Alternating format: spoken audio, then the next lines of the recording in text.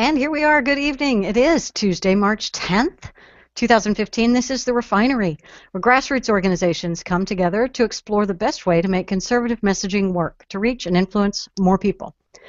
We're live via Google Hangout and text chat every Tuesday at 8:45 Central on therefineryshow.com. You can go there anytime to watch, listen, and subscribe to the show via YouTube or podcast. I'm Leslie Price with the Conservative Union, joined by Ryan Bickmore, also with the Conservative Union, and my compatriots with Free Radical Network are Fishy, who will be joining us as soon as she gets her computer rebooted, as well as JD, who is here as well, waving. And then we also have Corey and Andy with the Party of Choice. Say hi, everybody. Okay, they're muted. They don't want to interrupt me. We didn't want to interrupt you. We didn't want to, because since you finally gotten back from being on furlough for spending up the sound effect budget, you know. Yeah. I was waving. You were waving. Well, since you don't have the camera on any more than I do, that makes it interesting. Thank goodness this is mostly a podcast, because we just didn't even turn on our cameras. Oh, well. So, gang, it's going to be obvious. The first topic of the night has to be Miss Hillary and the emails, because she finally today spoke out about it. I believe it was middle of February when the scandal about the foreign investments in the Hillary Clinton Foundation came out, and there was a brouhaha about that, and all the foreign nations that were buying influence with Bill and Hillary, not with Bill, but with Hillary, and she never ever spoke publicly about that. Then I believe the New York Times broke the story about the fact that she never used State Department email, and she used some private roll-your-own server at her house for email. And she never commented about that either. And it's not as if she's not been seen since. She's actually had some public appearances, but they are, as is typical with Hillary, highly scripted. No questions were permitted. She absolutely controlled the topic, and the topic of her emails and security never came up. Today, however, she deigned to grace us with her presence and have a press conference after she spoke at the UN. But the funny thing on that, it wasn't a press scrum where everybody with media credentials could, holler out and ask her questions. She did it at the UN, and the UN only allows people who have authorized UN credentials, and they have to have been applied for 24 hours in advance. But Hillary didn't give 24 hours notice of this thing. So the only people who actually were going to have media credentials to even be there to ask her questions were the people who always are at the UN asking UN people foreign policy questions. So she tried her darndest to make sure that she was not going to be asked the kinds of questions that a real American media wanted to ask her. She's that controlling of her message output. It was really kind of disgusting. But apparently a couple of real reporters actually got in somehow, and there were a couple of questions asked, and she really was, by all reports and by all accounts, highly defensive, very haughty at the implication that she had done anything wrong, and she did the classic Hillary, trying to be just like you and say, well, I was just doing it for convenience because, I had 2 emails and 2 devices, so I thought I'd put it all on one device and go with one email because it would be more convenient. Because, I'm so incompetent I can't handle 2 things, 2 physical devices. That's not funny. You want to be the president and you're saying that your reason for violating national security is because you're incompetent.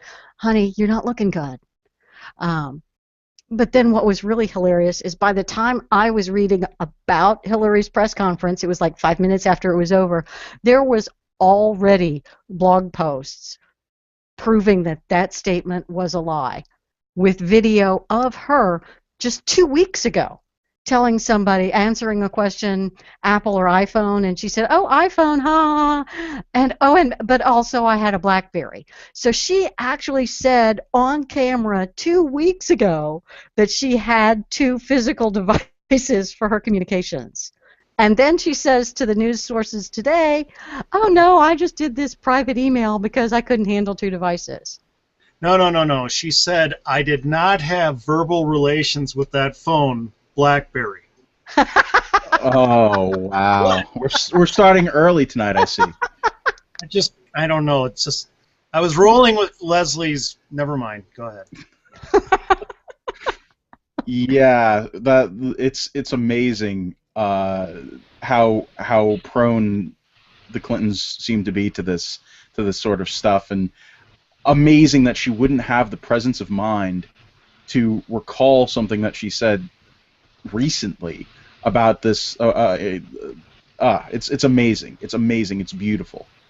Look, the bottom line is this, if I may say to Hillary, lady, we have no record of what you did via email as the Secretary of State. Well, what do you mean? I released these 30... Whoa. You released half of them. You didn't release the other half. You say that those were because they were personal. We have no proof of that. You did all of this on a private server, which, by the way, we'll never get the evidence because you can fully erase. With a good IT guy, you can fully erase any evidence of those emails from private servers. Okay? She's investigated herself and found herself not guilty of any wrongdoing. Exactly. They were personal. It's incredible. You and your team decided which ones you were going to release, and we're supposed to look at that as evidence. You're kidding, right? I mean, tell me you're serious. That's like OJ, going out buying a glove, staining it with blood, and the glove is the size of a 3-year-old girl's hand, and saying I can't put it on. You don't get to provide the evidence. You don't get to screen the evidence. Exactly. And when you get to choose half of it that's taken away, and then just tell us, oh, those were all private, those were all personal. On what are we supposed to base this? I mean, like the Force, do we sense whether they were personal? Look, and here's the funniest thing. I mean, the worst thing, really. The worst thing is not her corruption, which is obvious. The worst thing is wait until you get to see the incredible, uneducated, public-schooled American populace fall for what comes next. Because someone somewhere, you're going to have some of her friends come forward with personal emails and say, oh, we don't mind having these released. And she'll say, see, these are examples of ones you'll see I didn't release those. And then some idiot somewhere is going to say, well, that's proof. These were obviously all just personal emails. She'll set something up like that. And it'll be incredible to watch the left hail this as some sort of proof. Bottom line, you eliminated all the evidence. The 30,000 she gave us, I would just stack them up, pour gas on them, light a match. They're worthless.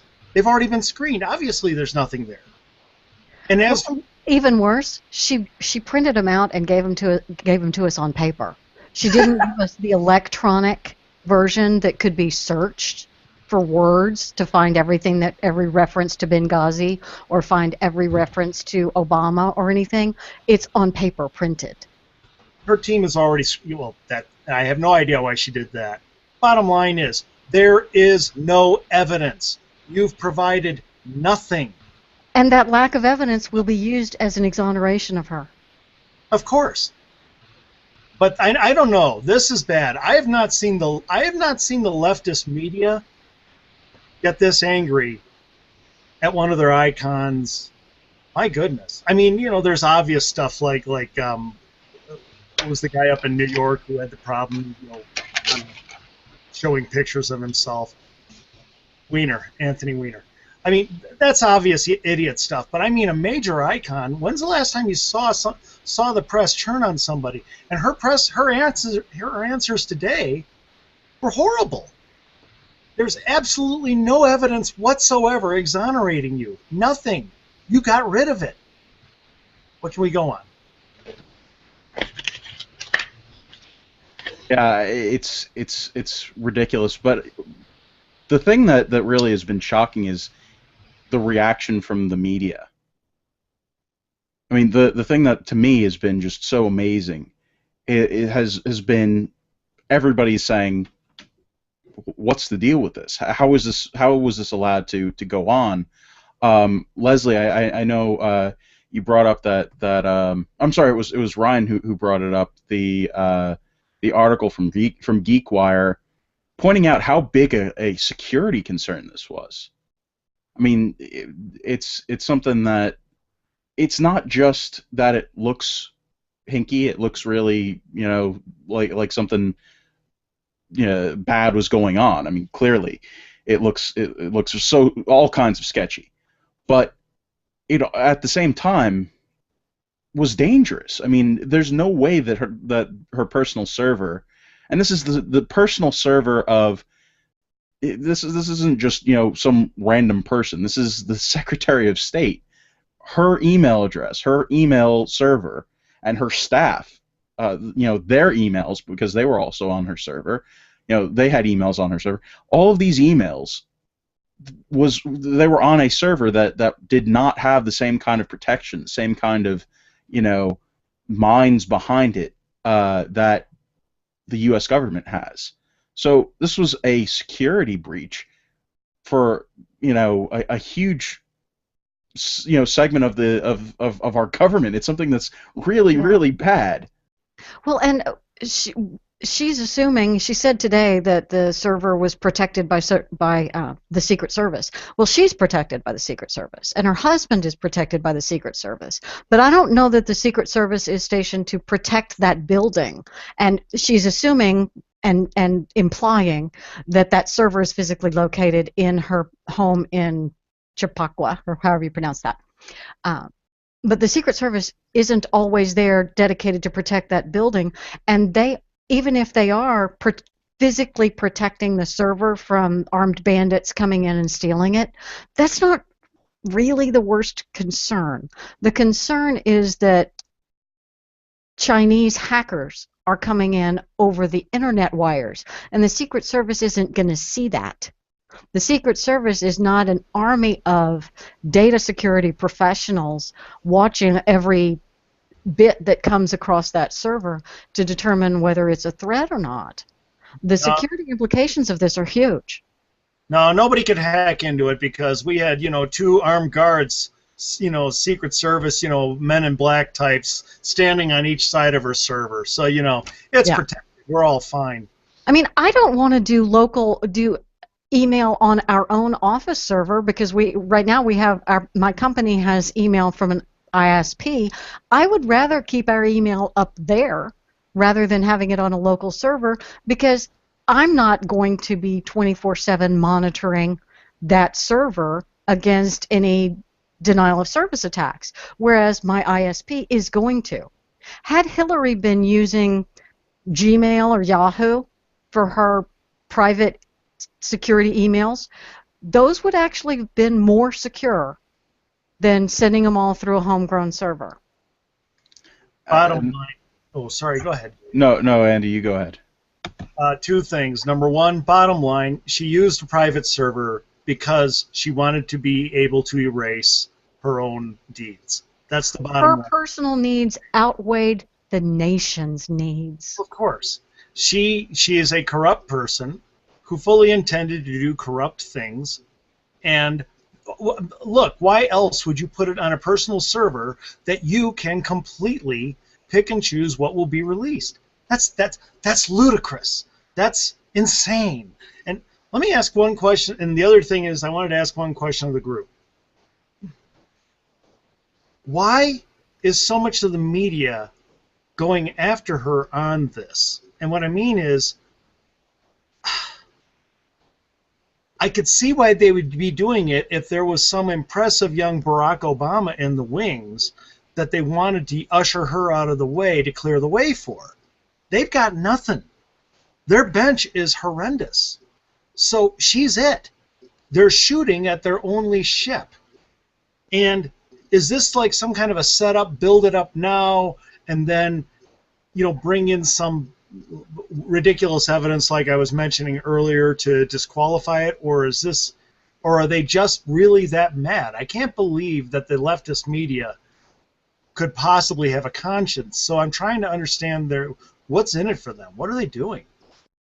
Well, Larry O'Donnell was talking about how this Hillary scandal threatens the entire liberal agenda. So they may be seeing some threat beyond just the most the most upcoming election. They may be seeing that some part of their entire philosophy is being threatened by the rampant corruption and cronyism that's going on. I don't know. Yeah, I don't know about that one. What were you about to say, Andy? If I may, they don't care about corruption. They care about corruption being caught. That's basically what I had in mind there. It just seems like a bridge too far to say that the left actually is caring about corruption on their own side. They care about corruption when it has anything to do with the right, but they don't really care about corruption. We've seen it so many times that the stuff that they ignore. It seems very that's why it's hard for us to believe that this is anything but a gambit on their part to try and somehow, I don't know, rope a Republican in to say something stupid, which we'll be getting into in just a bit. But I know Ryan had a comment on the I'm sorry, Think Geek. No, whatever. Yeah, GeekWire. I get all these geek sites confused. The GeekWire article. So the article points out that the most talented hackers in the world are employed by governments. Governments have all the resources and all the incentive to do it, especially China and Russia, who are kind of our enemies right now. They also point out that the top 3 targets in the world are the President of the United States, Secretary of Defense, and Secretary of State. They have all sorts of information that would be important for other governments and for terrorist groups and things like that. And so they're the highest. I mean, every major government in the world is hiring all the best people they can to try to hack into those 3 people's emails specifically. So for her to just run her own private server, guaranteed it has been hacked. Russia and China have seen every one of her emails, regardless of what it's about. So that's one of the really important things that article points out, that all of those governments have seen every one of her emails. Any plan they were making, anything about Benghazi, the terrorists probably knew. Russia could have been involved with. China maybe behind the scenes, we don't know. But they knew about it. And how much power will they have over her if she becomes president? So those who have her emails are going to be donating like crazy to the Clinton Foundation. And they're going to be donating like crazy to get her elected, because that's how they buy influence and buy control of the United States of America. The security risk of this thing, and the fact that the woman who risked our security for 4 years straight is now asking us to promote her to president, and that she would be in that position of power for another 4 years, that's deeply frightening to me. Is it possible we could actually have a president who, on the world stage, works even more against America's well-being and interests than the current president? Could she actually be brought lower than a president who, the current president, who, let's face it, is flatly anti-American? Could it be done? Yeah, I think it could be, and that terrifies me. I don't think that she's going to win, so no, because we have such a strong bench. I don't think that she's got a chance against any of them, but, maybe that's just me and my stupid young optimism. Speaking of stupid young optimism and all of that stuff, TX Brass, Peter Ream from the Free Radical Network, shared a link with us that was really interesting, I think, about how we need to talk about this issue and how we need to realize that the Clintons are masters of jiu-jitsu. If there's anyone who can take something that looks, like it is the final nail in the coffin, and flip it over and start impaling people with a plank with a nail in it, it's the Clintons. So this article from Rick Wilson that I'll put in the chat in just a second. It's very interesting with the way that it just sort of outlines the strategy for the conservative movement to kind of talk about these issues, no matter how bad it gets, to not go and spike the football too much, too hard just yet. We need to still find out all of the information, make sure that we drag this on.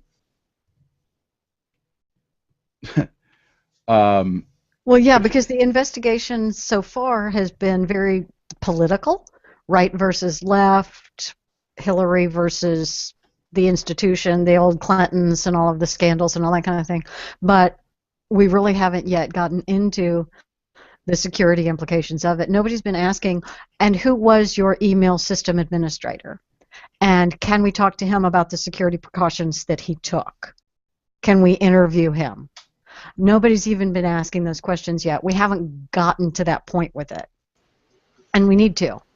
And that's what takes it beyond a left versus right political candidate kind of thing, I think. Well, the key is we can't come off as conspiracy theorists and conspiracy nuts, which I know, quite honestly, for many of us on the right is impossible, myself included.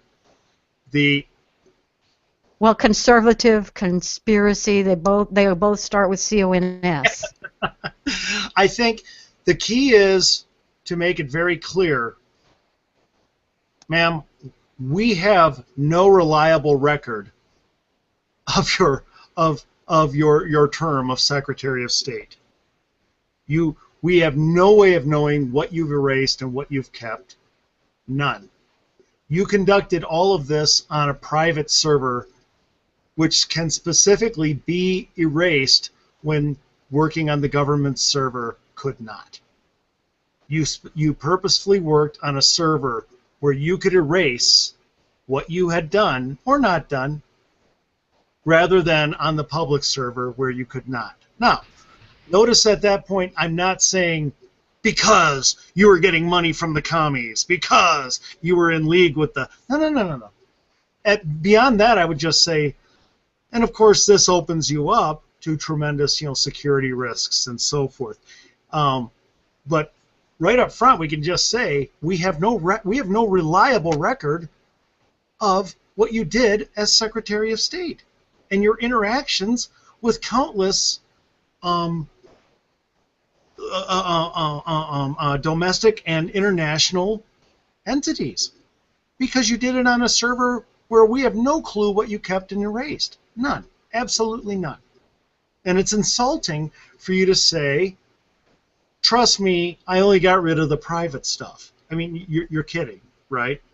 See, at that point, I'm not being a conspiracy theorist, but I am mocking her, and she deserves it. Well, here's what Rick Wilson says in the article that I thought was really key. Let's try something new, he says.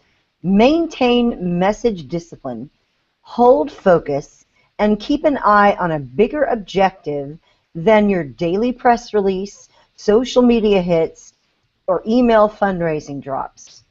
This is about her, not us. So unless GOP elected and opinion leaders are smart and subtle and execute with the right timing and tone, she wins. Try for once to play the long game and help Hillary Clinton take on water. He says focus instead on the grave national security risks that her amateur hour email server shenanigan posed. And more broadly, what this says about the Clinton culture. Her team can yammer on about the legality of it all, her motivations or the traffic content, but the moment this becomes about the Chinese, Iranians, Russians, or even just random hackers reading the emails, classified or not, of the Secretary of State, it's a new ball game. I know there are a lot of people who want to use this to poke holes in the scandal kind of culture of the Clintons, that want to bring that up again, that want to revisit all the 90s antics that they got involved in. But a laser focus on this security issue, on the national security ramifications of it, has tremendous upside and almost no downside. But instead, if we focus on running the name Hillary, through the mill with all the things that could be in there that we don't know are in there, that we have no way to know are in there, and we just frame it that way, we give the media the opportunity to label us as conspiracy kooks again.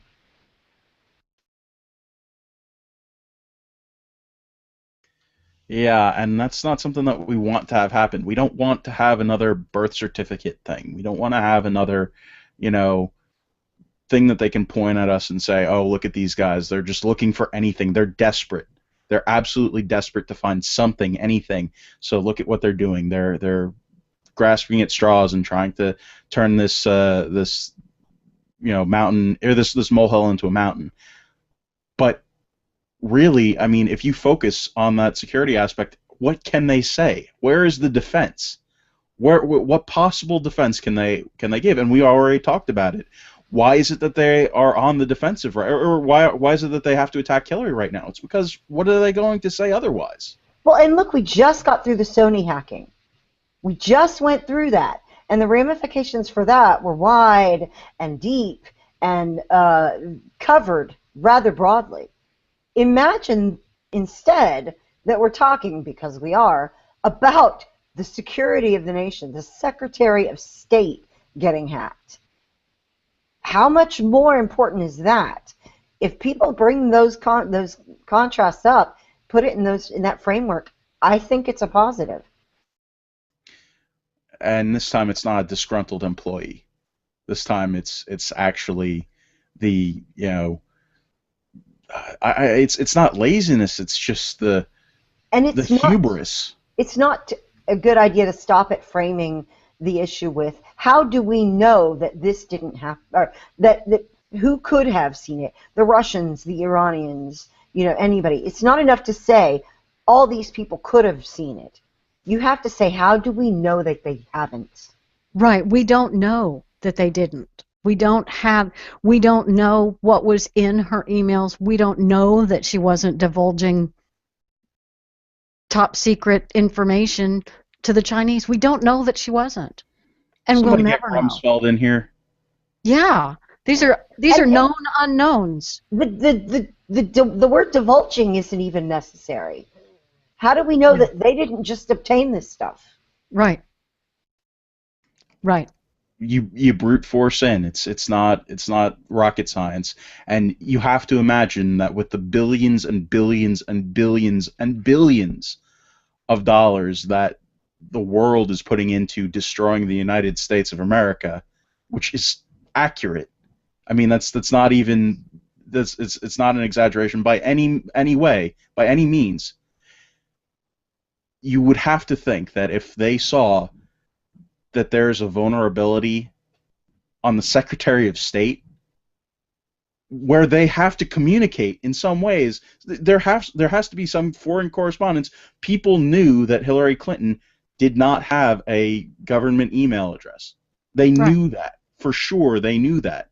So if you know that, and you're a Chinese diplomat, and you tell your guys, hey, she doesn't have a government email address, do you really honestly think that the Chinese were not in there and out of there with everything?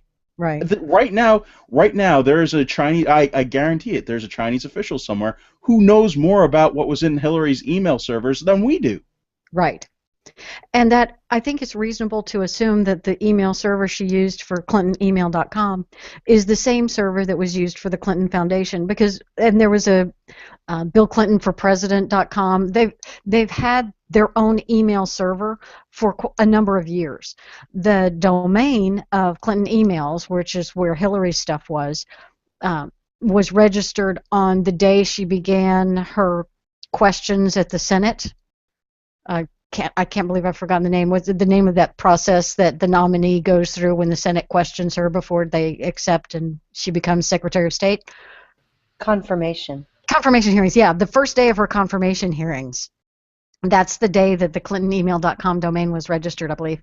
But I believe it's safe to assume that all of her emails were on the same physical server as all of Bill Clinton's foundation stuff, her foundation stuff, and Bill Clinton's presidential stuff, and that server has been running for probably 8 to 10 years. You know there are permanent backdoors in that thing that were installed years ago. You just know it. I mean, it would be stupid if there weren't. That sounds to me, that sounds like something that a hobbyist could hack if they had 5 minutes on the internet. I mean, it's ridiculous when you're talking about something that's been around for that long. And this was allowed to be a Microsoft Exchange server, so it was safe. Oh yeah, I'm sure it was super safe, super safe. Really, really, really, it was probably safer than our government servers that is protected by the U.S. government.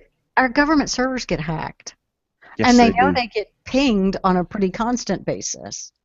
They know that. It's so unbelievable. It's such a lapse of judgment that I can't even wrap my head around what it takes as a human being to make the decision that this is a good idea.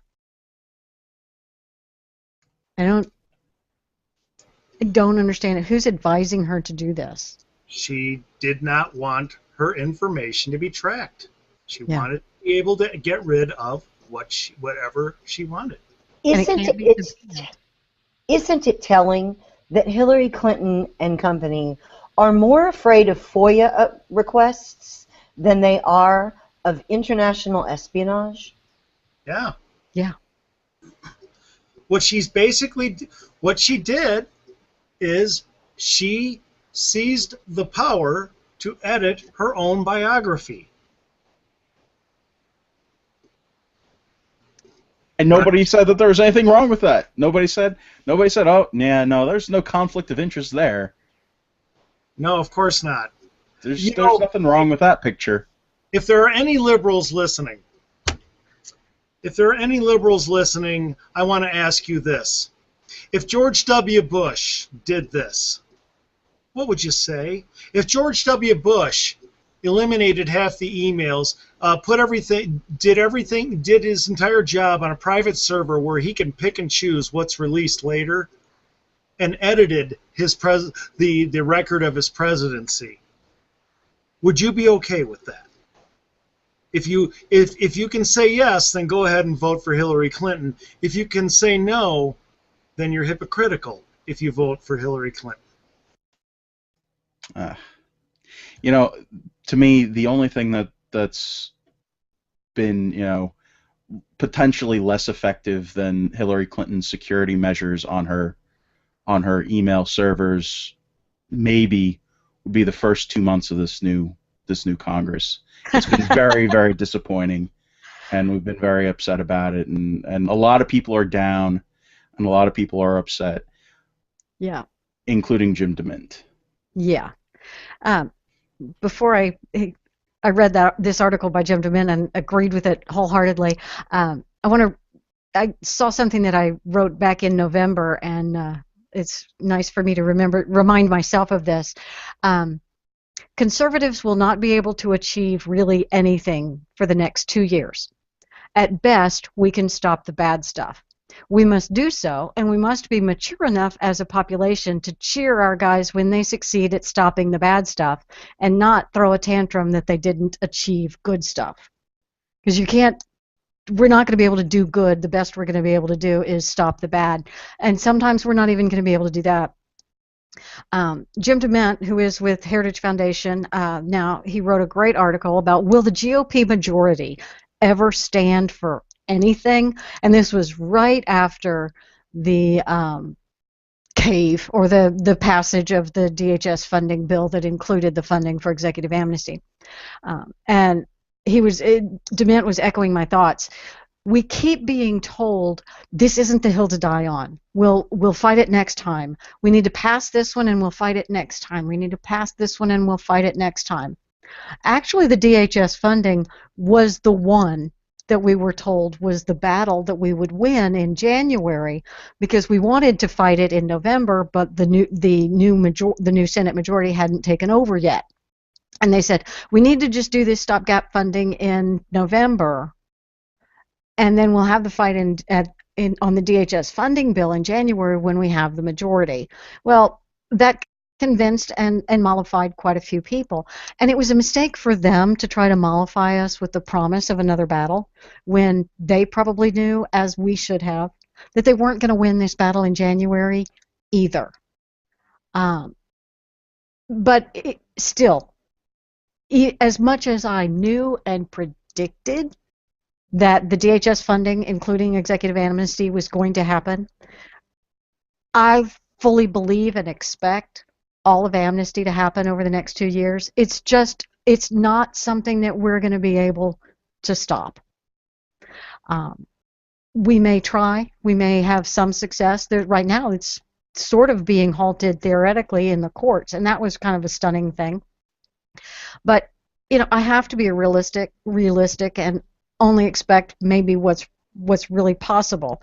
But it was really nice to see somebody with the intelligence, the awareness, and the knowledge of these people, as much as Jim DeMint has, to be as frustrated and to be expressing it in such a great way. And he did something interesting and also depressing. He compared it to the way Democrats do things. Democrats act like they're the majority when they're in the minority. Our guys act like the minority when we're in the majority. You can compare the way Democrats were able to get Obamacare through when they had just barely a majority. We can't get executive amnesty, which has been which has been barred by the courts. We can't stop the funding on that, even though we are a majority, because Harry Reid and Nancy Pelosi still act like they're in charge, and in many ways they are. And it's really depressing and demoralizing. And I don't know how to deal with that, other than to just kind of, we all acknowledge it and say, yeah, we helped these guys get a better majority, and it's a majority that's better than it was before, but it still really sucks. Something else bothered me, and it wasn't just in DeMint's article, and this is at HuffPo, and take that with a pound of salt, because it's HuffPo.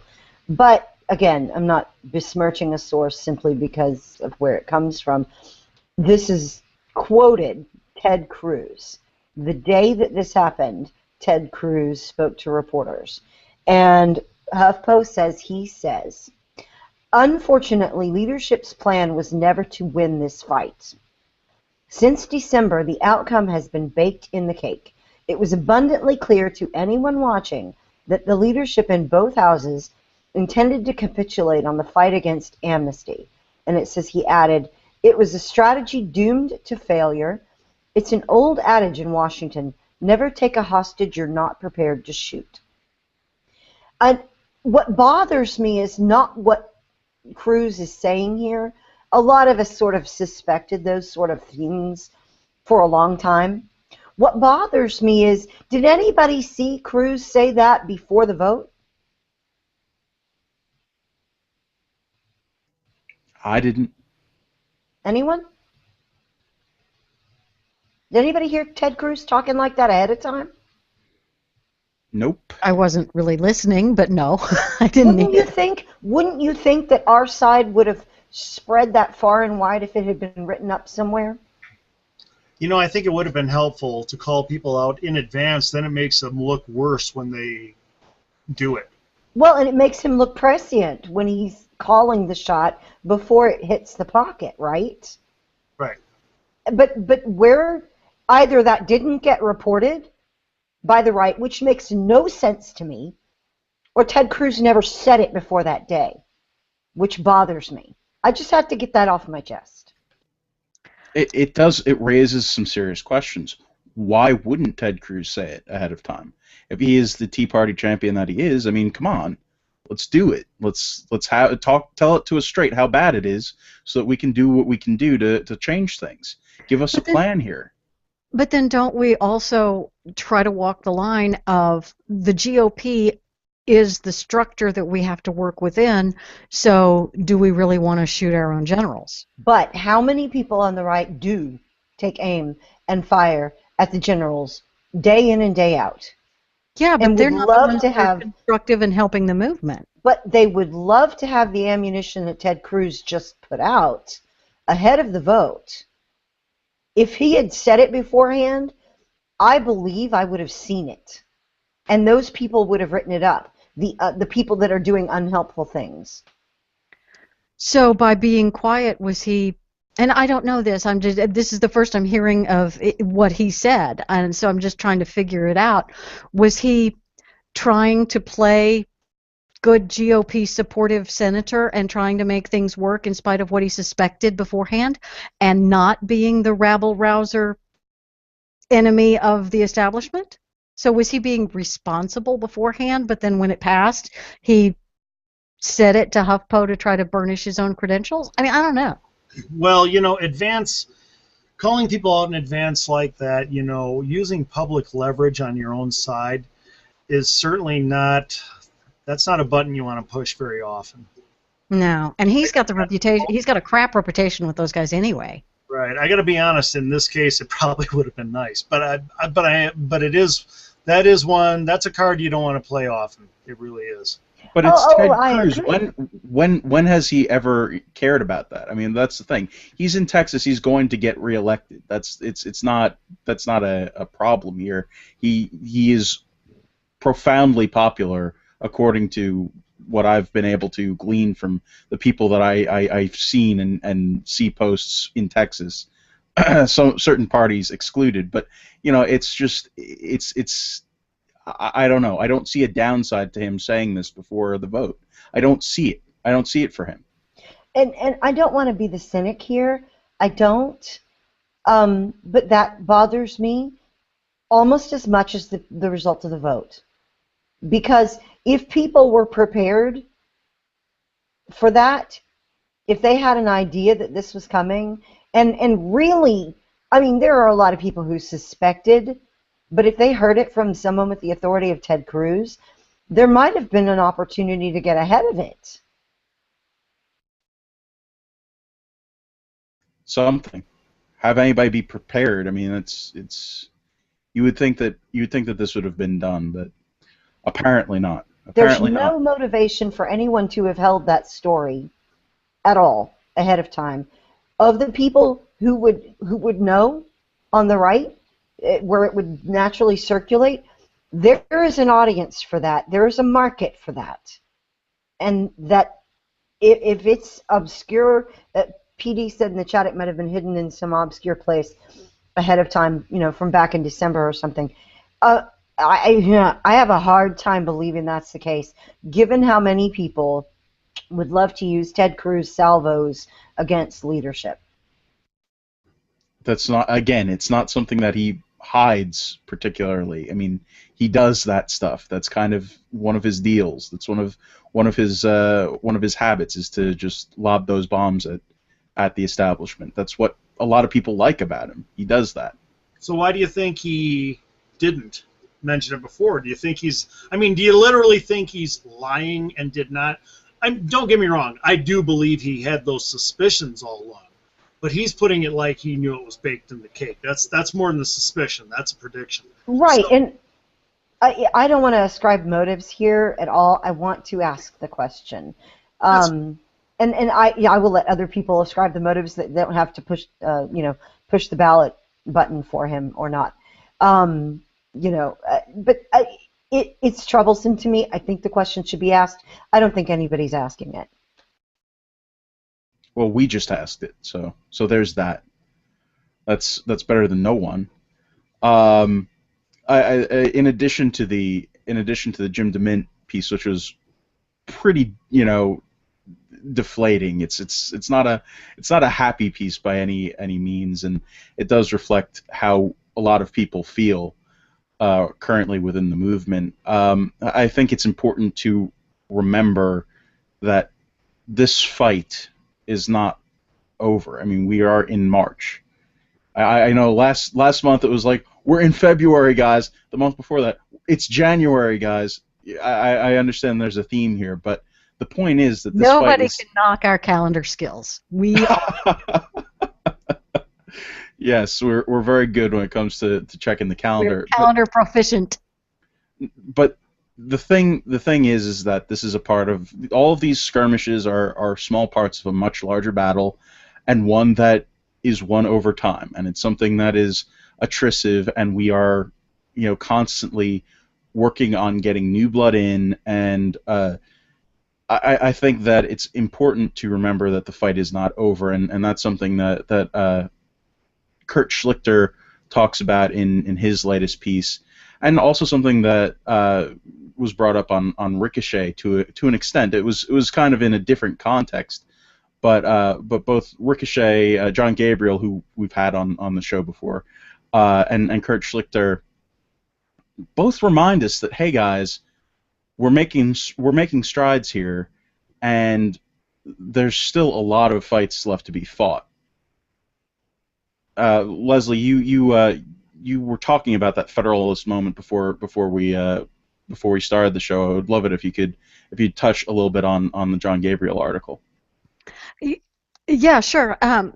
John's article, it was just a short piece about a survey that came out recently, and in that survey they asked a whole bunch of people, what part of government do you trust, or do you believe will be most effective? And without a doubt, 2/3 to 1/3, local and state government is more effective than federal government. And this is the population of America: Republicans, Democrats, Independents, women, men, young and old. All have much more faith in the effectiveness of state and local government. And then when you look at, and in talking to some of the people, the responses were things like, well, the stuff that happens in Washington doesn't really affect my life, but the things that happen here locally really affect my business and my day-to-day operations and the way things happen here in my city. That's actually much more effective, and I think they're better at what they do. They seem to have more competence. So the American people really do believe more in state and local government, and even if you drill down further into that, they have more faith in state and local businesses and charities having much more positive impact than a government can.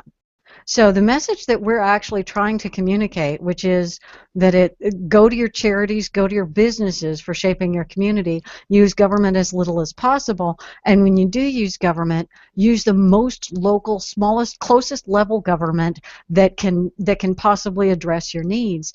That message actually is at the heart of the majority of Americans. We know this, we live it, we believe it, and when you ask us, we will answer those questions.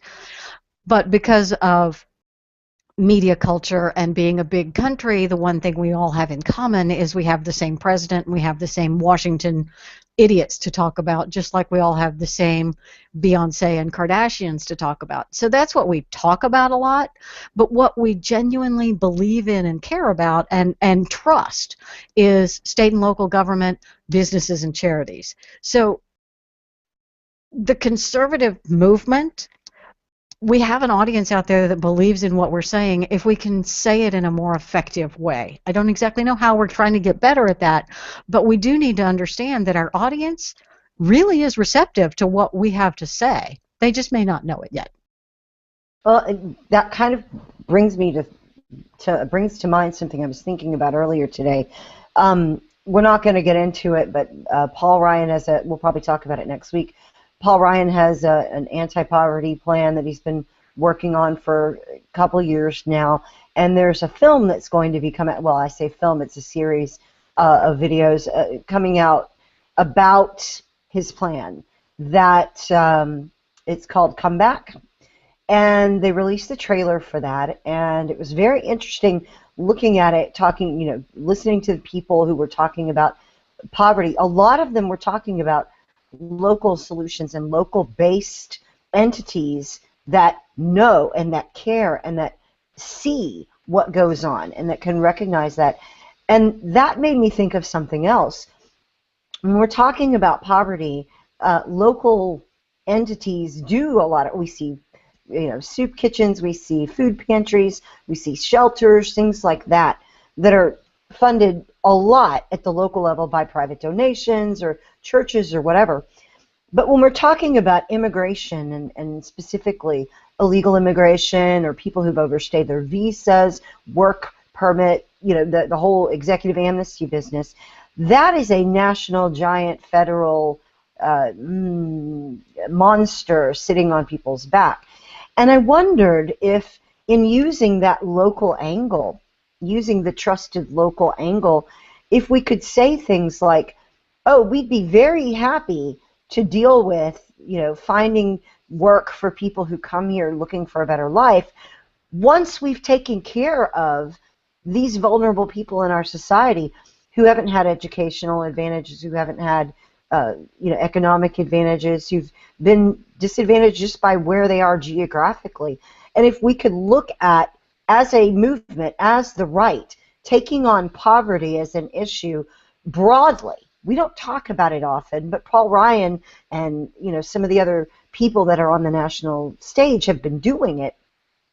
But if we started talking poverty on a consistent way, looking back to things we've talked about before, like Arthur Brooks and everything with the American Enterprise Institute, if we start talking about that, poverty, and contrast that with the influx of cheap labor that this administration is attempting to bring in, I think there's a wedge there in the middle of that whole left constituency, Democrat constituency, that we can start driving through without costing us anything.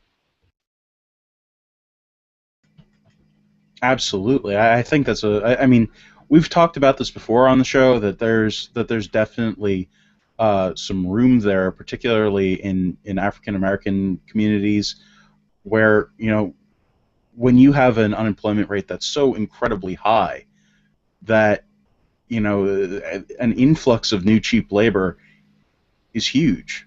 An unemployment rate in those particular areas, whatever they're saying on the national level, you take that number from the local statistics or the minority statistics.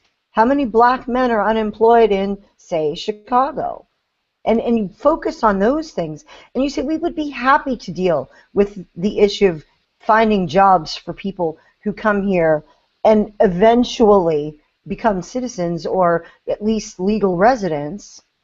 But we have a very pressing need to help these people in our communities right now who are dealing with high poverty in their areas. The left has talked about food deserts and bad educational opportunities. I'm all for co-opting some of those issues. Absolutely. And again, as you said, when we see the national unemployment rate for African Americans, if you drill down and you look at the particular areas, the unemployment rate has to go up. There are going to be places where the unemployment rate is much, much higher than the national average. And that's the thing that we have to remember, is that when you're talking about the national average, it gets flattened a little bit by areas where there isn't as much unemployment. When you look at the areas that are going to be the most affected by an influx of low-wage workers, they're going to the effect that's going to be there is going to be multiplicative. It's going to be just incredibly huge, the way that it impacts those communities and impacts the jobs that already are scarce. Well, I just think it's insane. Oh, go ahead, Leslie. No, you. I just think it's insane that we allow this ridiculous influx of people. And by the way, I love immigration. I think it's great, but we allow this ridiculous influx of people saying, well, only they will do these jobs, while leaving the inner cities completely unemployed. I mean, to an incredible degree. It's insane. It's insane. We say we're the party of liberty. We say we're the party of opportunity, but quite honestly, the way Americans see us when we say that is we want liberty and opportunity for ourselves. Don't tread on me. It should be don't tread on anyone. And we need to go into these areas and say, let us show you what liberty and opportunity is like. Maybe that's enterprise zones like Rand Paul talked about. Maybe that's, who knows? But we need to go in and say, look, we want the border sealed. We want you to have jobs, and we want to bring them here. What do you say? Let's unleash job creation in the inner cities. Let's get government off your back. Let's lower the rungs for people to get started by not raising the minimum wage to some ludicrous level. And let's get people on that ladder starting out, and we want to be there with you. We don't want to look at a distance and say, let me have my liberty, stay away. We want to bring liberty to you and say, let's enjoy this together. And I think we can do it. I think there's a huge opportunity. That sounds like a perspective I recently read in a great article on a website. It was about Girl Scout cookies, and I think the author of that article might be willing to discuss it with us. Andy? That was an idiotic fluff piece. Totally. No, it was actually pretty good. It was one of those things that it was just a small perspective change. Right. And Andy's article, I don't even remember the title of it. Selling like Girl Scouts. He starts rambling about Girl Scouts, and I don't care about Girl Scouts or Girl Scout cookies, so I kind of skipped past that stuff. Waiting for like the content. Whoa. No, I'm sorry. I can't let you Did I just lose us viewers and stuff because I just said I don't care about Girl Scout cookies? I'm on Team Leslie here. I'm sorry. but the best line in the whole thing, it's amazing, and it's great because Corey isn't here to hear it, but sometimes Corey won't even wait to get the box open. Leaving shredded packaging and crumbs all over the floor, she roars skyward like a lion over a fallen gazelle. That is the kind of content, the wonderful content that you get from the Party of Choice. The imagery, I mean, that really brought the whole thing alive to me. I really felt as if I was in the living room at the Peth home, and I could really see her running in with the cookies. You painted a beautiful picture. Yes, you did. But I still don't care about Girl Scout cookies. So you didn't like the part with me and the mint cookies? Corey liked that. Okay, never mind. Look, it was the perspective in the article where you took the idea about liberty and turned it around and gave us something to chew on about that. Yeah. Okay, here's where I'm coming from with it. I think it's very understandable after decades and decades of having our liberties attacked and brought down, and government expanding and crowding them out. We conservatives have become very protective of our liberty. And so we look at liberty, so when we say we are the liberty movement and we're for liberty and for opportunity, people don't come off looking at us as the people who bring liberty. And what I mean is this: when you think about the whole reason for the first part was, when you think about Girl Scouts, what do you think? Cookies. That's their trademark. You think Girl Scouts, you think cookies. They bring cookies. Our trademark needs to be liberty. People need to understand, you want liberty, you think conservatives. You think conservatives, you think liberty. But they don't right now. When people think conservatives, they think selfish, paranoid, aloof, maybe bigoted. Why? Because after having our liberties attacked for all these decades, we have started to treat liberty as something we want to protect, not something we want to offer. Okay? We want to protect our liberties from all you people who are, including you people in the inner cities, all of you who are taking them away from us. All right? That is how we treat it. And so here we think we're selling liberty, and we're selling liberty, and we're selling freedom, and this society hears us and just says, all you're selling is you want to keep yours and keep us away from it. We need to change that. We need to forget about what's happened over the last several decades and think about where these people are now. And you see, the girls, and I basically go into three ways that we can learn from the Girl Scouts and how to sell liberty. Okay, number one, I just said it. Girl Scouts offer Girl Scout cookies. They don't demand them for themselves. All right. their approach is, I want to sell these to you. I want you to have these. And they're very cute when they do it. I can't probably do that. The second thing is, Girl Scouts are always there. You're always going to see more Girl Scouts there. They never go away. They really don't. They're everywhere. I've decided they're like God. I mean, they're all present. And we need to, when we bring liberty to these communities, we can't just drop it in hoping to get a few votes and then leave. We need to commit to these communities and say, we are there with you. We want you to have liberty. You're going to love it. You're going to enjoy the freedom. And we want to unleash you. We want to get government off your back, and we want to see you succeed. And the last thing is, this is so important.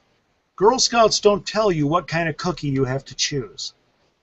And we shouldn't be telling people what kind of liberty they should have to choose. One person is going to want liberty is simply choice, the right to choose to do things in your life.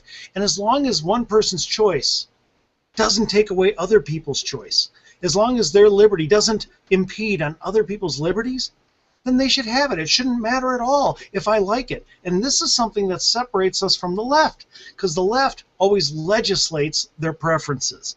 If they like something, they want to force everyone to like it. If they don't like something, then everybody can't even speak it, right? The difference is, we come to you and say, we want you to have the liberty you want. You choose your own cookies. You enjoy them, okay? And we'll be there to applaud you. No, I don't like that kind of cookie. I like this, but I'm glad that you like that. And I'll defend it. Enjoy. And I'm going to be here with you while you do it. We can learn a lot from the Girl Scouts. We can learn an awful lot. And if we take a look at how we've sold liberty over the last decade, we can, and then look back at the Girl Scouts, I think we'll see why we're losing a society.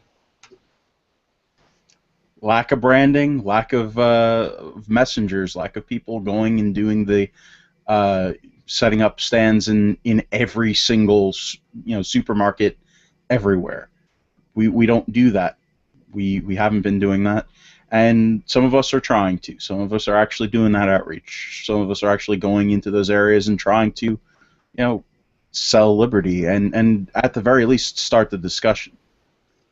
Well, and the key is to sell liberty rather than to take our liberty back. I like that I need to sell you the liberty that I have, and I want you to buy it.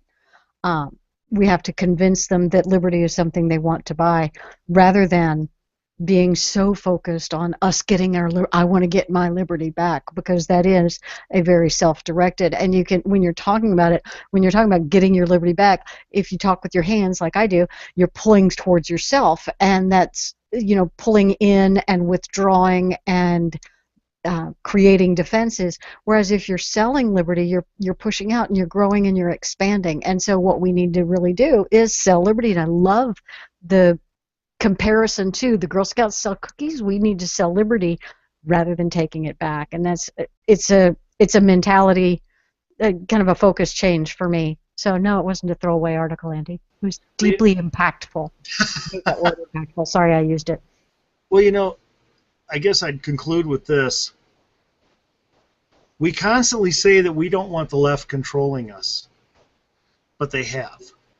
We've allowed them, through their aggressiveness, through their hate, through their attacks, through their expansion of government and taking our liberty, we've allowed them to reverse our message from one of offering to one of clinging to. We need to stop letting them direct us. They're not our bosses. Liberals, you ain't the boss of me. Okay? I will offer the message the way I want to. You don't affect me. You do not control my choices. You do not control my sales pitch. I guess I'm a Girl Scout now. Not going to wear the outfit. JD is, but that's his own thing, whatever you're into. But these are frightening images. Again, I'm not sure. It's first we had the nudies. I mean, and even before that, it was show. Like traumatic. every time you say something, every episode, Andy, it's something new and something even more traumatic. And you're gonna have a table at Walmart. You'll bug people as they come out. You want liberty? They're gonna be like, "Why are you in that outfit?" Yeah, I'm sure that's what I'm going to do. I'll that would force. be really good. That would be a good man on the street thing. You haven't done that one. Yes, that sounds like a great idea for the Union County Young Republicans. We'll all get dressed up as Girl Scouts and traipse through Elizabeth, New Jersey, and ask people if they want their liberty. Yeah, for some reason I don't think that's going to fly too well.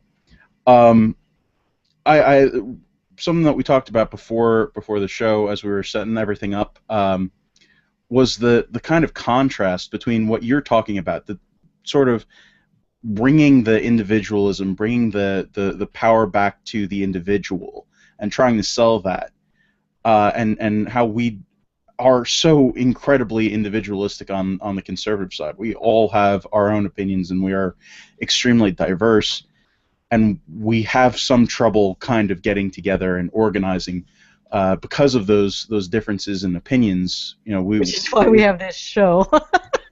Yes, very much. We have kind of a herding cats problem, and I'm sure the left will say the same thing. But we legitimately do have that herding cats problem, and people can open their eyes in the movement and see that that's the case. But it's not the case on the left, and I just want to bring up the left tactic that we were going to discuss this week. Fishy found an article in the Daily Caller about Media Matters trying to inspire people to hire private investigators to dig up dirt on Fox News personal lives of Fox News employees. Right. This is what, when we were talking about, why the media might not be defending Hillary with the vigor that one might expect. This may hold a little bit of a clue. One of the guys that is in Media Matters in 2009, after Bush was gone from office, he said, "The progressive movement is in need of an enemy. George W. Bush is gone. We really don't have John McCain to kick around anymore. Filling the lack of leadership on the right, Fox News has emerged as the central enemy and antagonist of the Obama administration, our congressional majorities, and the progressive movement as a whole." Okay, so they must, they say, take Fox News head-on in a well-funded, presidential-style campaign to discredit and embarrass the network, making it illegitimate in the eyes of news consumers. And here's why I thought that was interesting. These guys were talking about a personal campaign to take out members of Fox, whether it's shareholders, whether it's personalities on air, whether it's news people. And that, to me, is saying they can't depend on the victories. They can't rest on their laurels of the victories that they did win in, say, 2008, which is the immediate predecessing event before this happened. They got Obama into office, but then there was no energy in their movement. There was no oomph behind it. We see what happened in 2010 after this. The House was completely swept into Republican hands, handily. But they needed a target. They needed a demon. They needed somebody to go after. Not just publicly in terms of, hey, we're going to slam this person in the press. They were talking private investigators and hiring people to dig deep into the background of all sorts of people. It's part of that Alinsky tactics of, hold up the other side to their own standards and try to make them live up to their own standards, because it is impossible. And that is why we have so many people on the right who, when they're confronted with scandal, they're ushered out the doors, because we have that value. We want people to be held to the standard that we believe in. We don't have, at least if we did, it's been a long time ago, or I didn't know about it, Republican presidents in sex scandals or things like that. It's been a while since that has happened. We tend to exact more from our candidates and forgive less. And the left takes advantage of that. And so what they're doing is launching personal attacks on Fox in this memo. That's what their plan was. That's not only that they've taken after this News Corp, that they've gone after the people at Fox.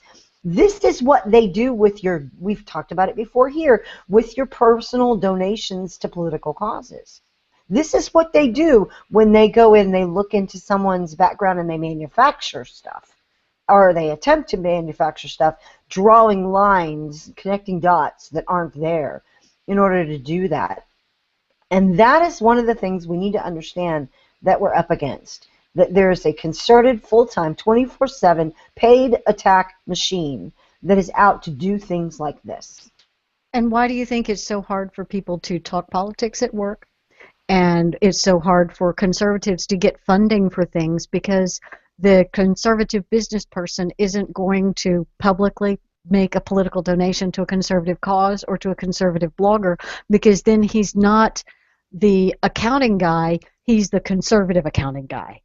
Whereas if he donates to liberal causes, he's just the accounting guy. So the all of the liberal blogs and stuff, they get tons of money from people, small, medium, and large. And our guys, it's not just a chilling of free speech in that we are intimidated into not talking about our conservative views. It's a chilling of political donations. How many very rich people would love to donate to conservative causes, but Brendan Eich lost his job for what, a $5,000 donation 5 years before? What would happen? And you know, we see the Koch brothers comparatively don't donate that much money to political causes compared to guys on the left, but they are the absolute boogeymen, and they are raked over the coals for everything they do. And this is the way the left, and they gang up and they create that program at Media Matters, and it's well funded by Tides Foundation and the Ford companies and all of the things that fund Media Matters, because they do great charity work or whatever. The Clinton Foundation, they'll spend 5% on poor people at Haiti, and then another 10% goes to Media Matters. That's the way all that works. I made up those numbers off the top of my head. Don't fact check me. Because otherwise you'd be known as the conservative poor accounting guy. Exactly, the conservative bad accounting guy. But they do that. They coordinate these attacks, and their funding pays for 10 people to discover and do these things, but those 10 people communicate to 10 other people who will freely duplicate and replicate the message. So they have, force multipliers like you wouldn't believe. We see the result of the Media Matters attack targets by commenters on our own stuff. And some of them are paid to do so, and some of them are just useful idiots. And I think it goes back to the point that you made often, Leslie, over the course of the last year, is that the attack that's launched first against one of the guys that's carrying our banner, we should always stop and check that, because that story getting out there, trying to destroy people ahead of time, comes from operations like this. Exactly, and it's half-sourced and broadcast really big, and then we'll have guys even on our side forwarding it when it hasn't been checked and hasn't been researched, and it's false, but it still stays out there. And then it becomes the conventional wisdom, and because we haven't picked up the banner and supported our guy by default first, while we investigate and find out the truth, he's on my team. I'm going to back him because he's on my team until I find out. And then once I've found out and researched, then I'm going to say, hey, Aaron Schock, you need to pursue a different career. But I'm going to pursue it first. Yeah. I was wondering if you were going to go there. That guy. Well, he's an example. Tech support. We will agree. He needs to find a different job. And if it involves him exposing his beautiful abs publicly, I'm fine with that. He can be a cover guy on Men's Health or whatever. Because he's pretty. He's our best-looking congressman. So he's not all that. Former congressman. Hopefully former soon. Yeah. Yeah, he's got a little bit of a problem with that. Spending, it's corruption, cronyism. It's more self-dealing, and adopting the, I don't know, the trappings of nobility while he's there as a congressman. I mean, he's out of control, spending money unwisely. You know, I'm going to mention this just because I'm looking into it, and we might be teasing it for a future episode. But one of the stories that was WorldNet Daily was talking about Jesse Jackson putting forth plans, saying that he's trying to get legislation that will prevent businesses from moving out of inner cities, poverty-stricken areas or something like that, kind of analogous to the way that they want to prevent inversions for companies moving their headquarters over to other countries. I don't know if that's true. I'm mentioning it here because I'm looking into it, but it's WorldNet Daily, so of course I'm going to go look for the source. But it's that kind. We have just as much responsibility to the truth when we put out something about someone on the left that we would expect from these guys. So I would prefer us to be the guys who have the reputation that truth matters, that we're looking for the truth. And so I hinted at this story. I'm telling you that it might be out there so we can all look into it. But we're not talking about it because I can't prove that that's happened. I haven't sourced it from a good source yet. I'm trying to do that as well. So, I mean, maybe that's how we frame it when we talk about these stories, too, of other sources, is the other stories, the memes that get out. Ask for that source. Say, the truth matters to me. You can spin it that way, but I'm really interested in what the facts are here. If we just keep coming at it that way, maybe we might take some of the wind out of the sails for some of these guys. I don't know. Maybe I'm too optimistic, but I'd like us to get that reputation for being truth seekers. And not with the smarmy source, please, but with the that's interesting, and that would certainly be a concern. I hadn't heard about that. Where did you get that information? But express that your story, if true, would be horrible, and I would like to learn more. Can you, rather than just emoting about this horrible thing that is alleged, let's help me find out more information. And Marla does that a lot. You will see her out on the internet asking, what is your source? Where did you get that information? And then she will actually independently research it and provide the real facts. She debunks a lot of things on the internet, which I think, and she debunks a lot of people on our side that have rather alarming stories, and it can be quite irritating sometimes too. But it's good. It's a commitment to the truth, no matter what it is and no matter where it takes you. I'm just depressed that you said I can't be smarmy when I ask for a source. Well, you can be. It's just counterproductive. So? Well, if you're writing it, they don't know the tone of voice you're writing in.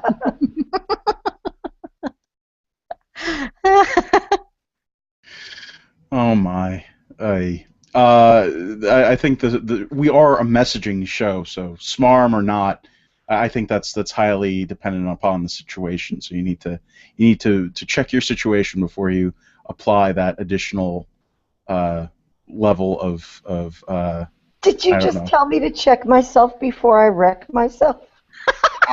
Yes, check your smarm privilege is what I'm saying. Check your smarm privilege. Smarm before you do harm. Ooh. Wow, that's a good one. DJ Leslie P in the house. Stitch that one on a pillow. I'm gonna go get a crochet hook right now. Hold on. I know I teased it before, but I think that one of the last things, one of the things that we like to do on the Refinery is that we don't like to end on a bad note. We try and get everybody energized and focused on what we have to do, and instead of trying to leave you with depressing stuff or with having to think about how we treat our own scandals or any of that. I think that it's think about the nudies.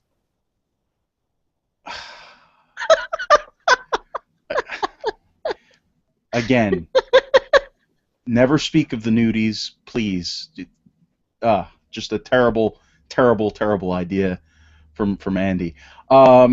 No, we like to leave people energized, so that's why the last story that I think that we should talk about is the Kurt Schlicter story that we teased earlier, and I'm pretty sure you can get the general gist of the piece by the title alone, which is "Knock off the loser talk. The fight hasn't even begun."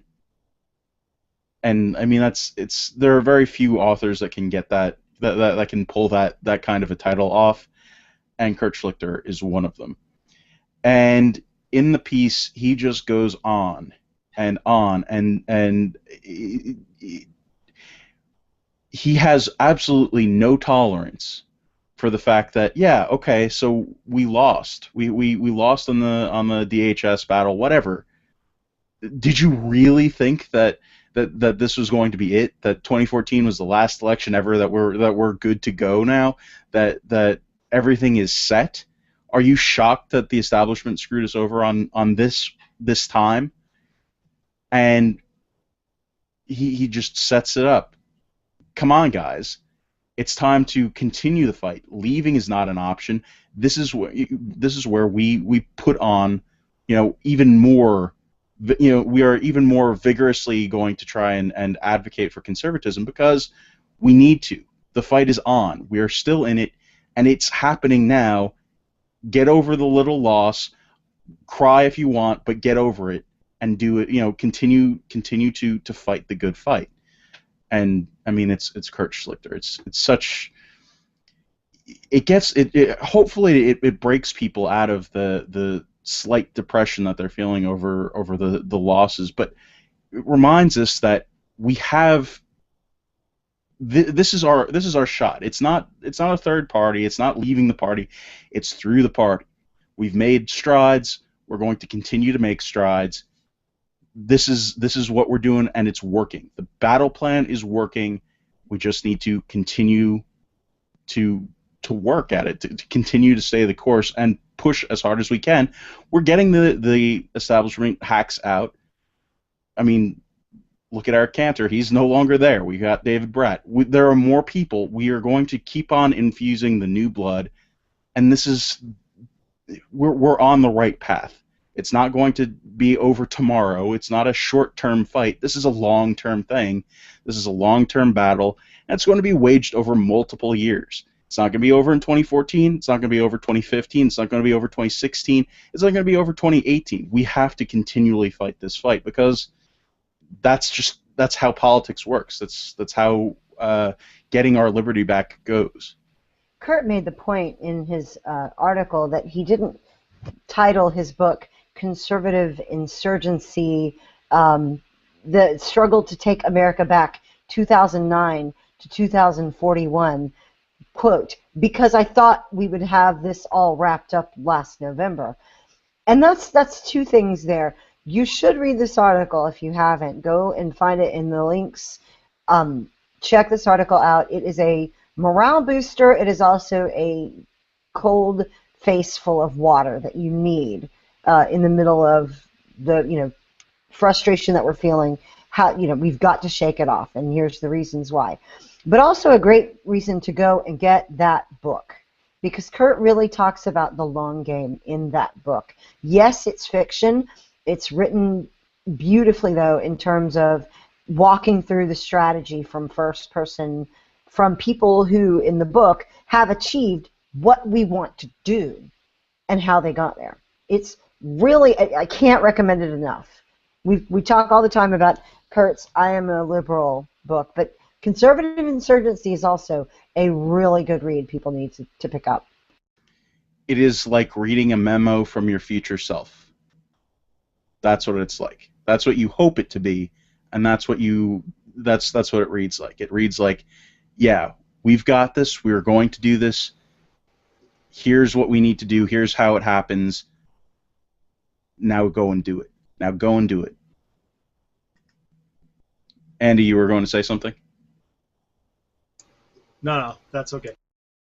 I thought there was a really great little paragraph in the article, and he was talking about we are winning, we haven't won yet, so keep going and stay motivated. And remember, he's a soldier. He's actually a military leader, so he is speaking from the perspective of a guy leading the troops. And this is one of those great speeches that inspires the troops to go on. The only viable strategy is this: complete the seizure of the GOP's infrastructure, turn it completely conservative, and then go and defeat the liberals. And that's hard, and that won't happen overnight. And we're going to be disappointed, probably a lot. But the alternative is to cede the country to the liberal fascists who want to force us to live in carbon-free huts, steal our sacred constitutional rights, and peer into our bedrooms lest we commit felony cisnormativism. And he really makes the point. The GOP is currently more conservative than it was. And every election, the GOP gets more conservative. But at this moment, the GOP controls Congress, not conservatives. And we have to realize that and realize the reality that we're in. We don't have conservative control of Congress. We have GOP control of Congress. And we are working to take over the GOP with conservatives, and we do it a little bit at a time. We haven't done everything yet. We still have Boehner and McConnell, and they're not bad guys, but they aren't backed by enough really strong conservatives yet. It gets a little bit better every time. And this last election, it got a lot better. And in 2016, it's going to get even more better. And we'll keep improving, but we have to keep fighting. I've seen so many people just wanting to give up and claim that Republicans and Democrats are exactly the same.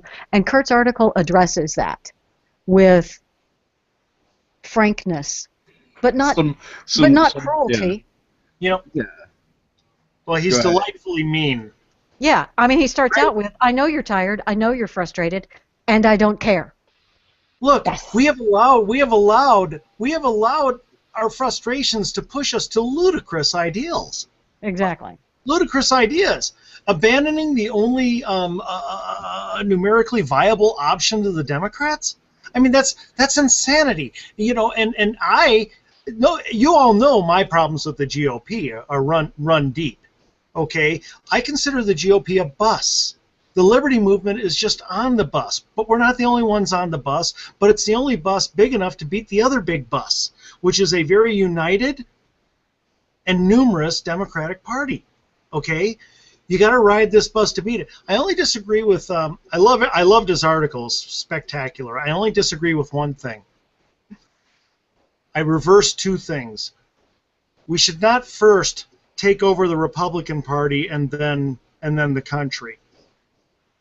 We must keep moving the Republican Party, but the first thing we need to work on is the voting electorate. We need, if we're going to take over the Republican Party and make them dramatically more conservative, we have to create a voting electorate that will elect a more conservative party. We do not have that. We can, but we too often sit back. We don't move the needle of public opinion on issue after issue after issue after issue. We talk to ourselves or listen to ourselves on talk radio. We affect nobody, and then we demand that every one of our representatives be Ted Cruz, lashing out when a Ted Cruz would get destroyed in Wisconsin, in New Jersey, and in so many places. Move the needle of public opinion first, folks, while you are moving the needle within the party to take it over. We are taking over the party, there's no question. But simultaneous goals. Right. Simultaneous goals. You got to create a field where that seed will grow. And I think politics is downstream from culture, as we learned from Breitbart. We have to change the culture. I know Kurt is a colonel, but I always think of him as Liberty's drill sergeant. I like it. There you go. And was it in Kurt's article where he described conservatism as the wine and the GOP as the bottle? I read that today. I don't remember if it was Kurt or who it was that said that. And it's true. You have to separate conservatism from the GOP. Actually, really quick, reading his article, I see him more as the abusive prison guard. But that's just me. But I still think it's very inspirational. Well, Andy, that's probably just because you always think of the women's prison movies that you always like to watch. I'm just assuming. Yeah, by the way, why don't we... No, No. This is not turning into the nudies, please. Let's move this away. Because I gotta go. Oh my God. Okay. On that note. So do we quit while we're behind? At I this point? think we probably need to. With that from Andy, yeah. Well, yes. While I was reading Kurt's article, it was the great counterpoint to Jim DeMint's article, because DeMint was acknowledging, oh my God, the GOP is still not as strong as we want them to be, and there's Kurt saying, yeah, I know, and here's what we do: keep on, keeping on. It was kind of a good 1-2 punch there with the DeMint article and Schlicter. And everybody should read that Kurt Schlicter article. It was really great. I had no disagreement with it whatsoever. Not like Andy, who dislikes Kurt Schlicter. Don't put words into his mouth. That's not what he said. That's not what he said. Kurt, he loves you, Kurt. He's a huge fan. Don't listen to get him in trouble. Oh, man, he gets himself into enough trouble. That's why we need to end the show. I know, I can't help it. Okay, you're right. We do need to end this show, and I wanted to thank everyone for keeping me happy today and making it sane and rational and fun and ending on a positive note, even though we started out with, just kind of, oh my gosh, it's Hillary again. But this too shall pass, and we will recover from it. We will manage the Hillary thing with, how did we decide we were talking about it? With more in sorrow than in anger and concern about national security, rather than focusing on Hillary bad, although that's always a valid point. At any rate, I want to thank everybody in the chat room and everybody who's watching live, and if they're the same people, that's awesome too. And everybody who listens to the podcast on Vigilant Liberty Radio or via any of the other methods. And we will see you guys next Tuesday, the 17th at 8:45 p.m. Central. What time is that for you, JD? It's 9:45 because I live in relevant time zones. I'm on the East Coast. We have real time here. Shut up. You're not in Texas. And it's 7:45 for Corey and Annie because they're in Colorado with all of the stoners. I'm pretty sure that doesn't actually exist. Mountain time is like unicorns. It's not a real thing. You've never been. You wouldn't have seen. We live in flyover time. We don't matter. You don't get out much, do you, son? Yeah, but just one last thing, guys. When you speak to people of Hillary, always mention her looks. That's just a really great place to That's go. a winning formula, yes. And her age. Talk about her family. Emphasize her age. Doesn't she look... Oh my God, go. Stop the show. Stop the show. Okay, bye, y'all. See everybody next week.